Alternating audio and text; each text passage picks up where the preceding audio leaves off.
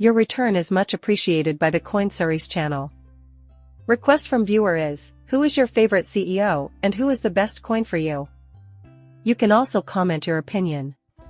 Thank you to all the subscribers of our CoinSeries. Who came to our channel CoinSeries? You will always be info with the latest CoinSeries news.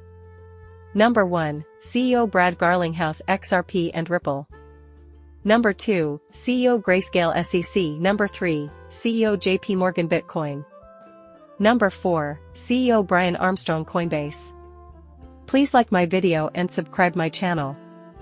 It is imperative that we address the matter of XRP. Watching this video will prepare you for two major events in the coming days, the Coinbase vs SEC case and its effect on XRP. A possible settlement and ETF are also covered. Sign up for the channel's updates if you want to know what's happening in the world of cryptocurrencies. Nearly daily, we discuss XRP. If you're into it, then please activate your notification bell and hit the like button.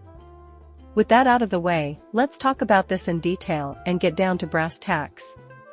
Here we have the $3 billion disgorgement. In what ways is this connected to Ripple? Meanwhile, we're still waiting for the long-running legal battle with the SEC, which has reached 312 Ripple, to be resolved. A possible $3 billion price tag has stoked a great deal of anticipation. The SEC assigned this value to the XRP coin based on its secondary sales.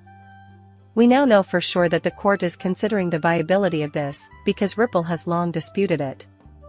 The business might face difficulties if Torres rules that the XRP RDL sales were not investment contracts. Ripple will have to pay a fine of $3 billion to $3.5 billion to the SEC after selling around 3 billion XRP in December 2020.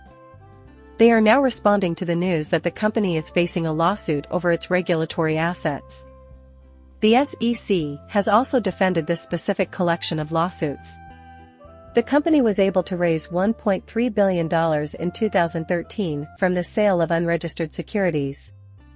The XRP court case, scheduled between April 16 and 24, is plainly causing all this to happen. It has come to light that Ripple and the SEC have been involved in lengthy private conversations in an effort to settle the matter. With the advent of Bitcoin ETFs, more cryptocurrency regulations are sure to follow. But it's equally crucial to remember that the story is shifting in a way that XRP is benefiting from. Just in case you didn't know, we are eagerly looking forward to Coinbase's announcement. In an effort to have these deleted, they have filed a request and are again back in litigation with the SEC. But the most recent news has reached us, and 4 outcomes are now on the table. The judge has rejected Coinbase's motion after reviewing all 4 options. The next question is how this will affect the XRP case. After all was said and done, the SEC would win and go on. Finally, in a year or two, we will observe the outcome of all this. The other, which we are inclined to believe, is that the court, having granted Coinbase's request with prejudice, completely dismisses the case. In every way, this bodes well for XRP and the cryptocurrency industry as a whole, because it would create an absolute narrative and be consistent with the courts versus the SEC. Option 3, which would enable Coinbase to revise their complaint and remedy the judge-cited deficiencies, would be marginally preferable to option 2. The SEC would be given a second opportunity, if you will. That bodes well for Coinbase's success. However, the SEC can always go back and make revisions. Option 4, a motion that addresses the charges connected to the 13 crypto tokens but rejects them, ultimately brings the matter down to the staking service. You might be wondering how any of that has anything to do with XRP, but it's all connected and might spell more good or bad news for the SEC, depending on their fortunes. A great deal of speculation and unpredictability has been poured into that. And that's true even if the settlement amount is $3 billion. With Coinbase as the victor, this number would plummet. I feel compelled to mention that since, ultimately, money is the driving factor. Until you hand over some cash, you won't believe the SEC can escape this mess unharmed. Yes, it is correct. Alright, we can review the Coles key move remedies in the file and make a decision on them by April 29, 2020. There is a lot to talk about with relation to XRP. From the open interest standpoint, which we have discussed at length, XRPL's present status is fascinating, and the topic has been trending. Futures contracts on XRP are what the current open interest is alluding to. Right now, open interest is hovering around 60 cents, even if we manage to get to the nearest point, which is just across, there will still be a good chunk. At the moment, there are 165 million bindings on Bybit and 174 million and 4.3 on BitMEX.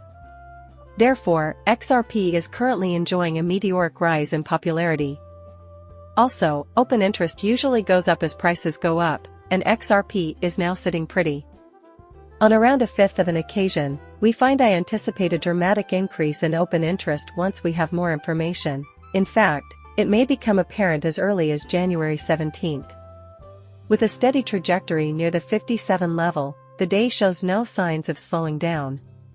Based on the Coinbase announcement, I would love to hear your thoughts in the comments area. In regards to the Coinbase case, what is your position? How do you think it will affect the XRP case? To this day, I am still really hopeful about it. Since I believe that XRP will overtake the SEC in the long run, I am constantly increasing my holdings of XRP.